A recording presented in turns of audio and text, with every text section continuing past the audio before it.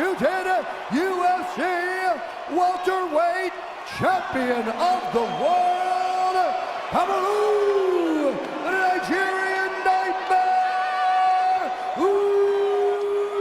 Usman.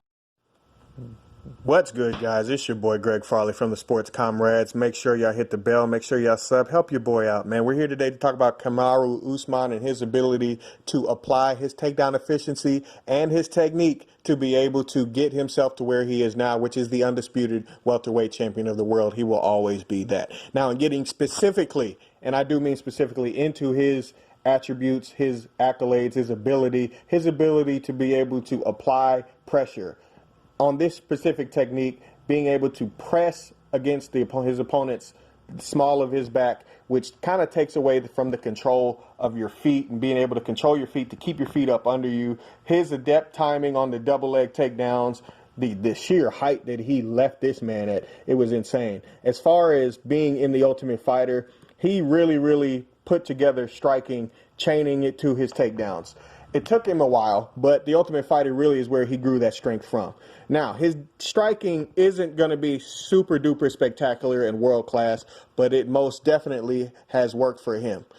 Where he is adept and he is amazing at, and what has made him the champion, is his ability on the ground to be able to provide dominant ground control and dominant positioning. So when I say positioning, I mean stuff like this. You see how he's postured up? There's no space for shrimping. There's no space for his opponent to be able to shrimp out of the technique or try to reset or get back to a base to try to get him back into full guard.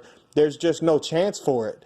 I see Damian Maia is really good at it, but Kamaru Usman is probably the best in the UFC with being able to do that. Other positions, such as side control, there's no room for people to frame. Every time that I see him in these positions, there's just no room at all. And that is where he is adept. That is where he is elite. That is where he is the welterweight champion because of that fact.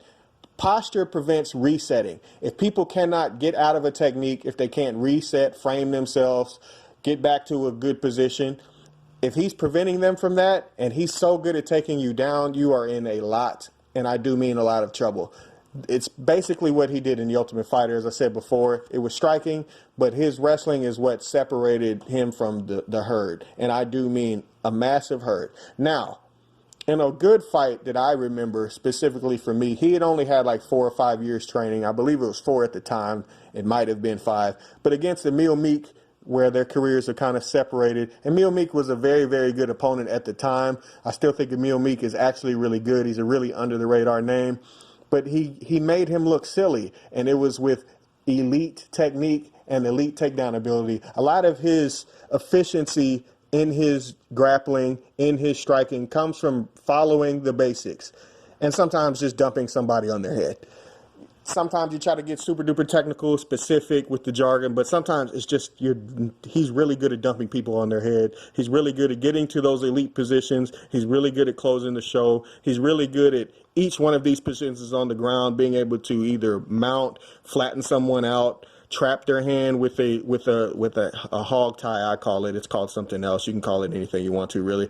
But he's really good at using all of that. Now, with the striking defense, his striking defense is kind of weird, kind of shaky. His striking offense and being able to transition back and forth between the two, it was on display in this fight. Emil Meek made it kind of rough on him. And I still, to this day, haven't seen someone that is absolutely elite. Although when I am dropping this video, he will be fighting Jorge Masvidal as of UFC 251, which will be on July 11th.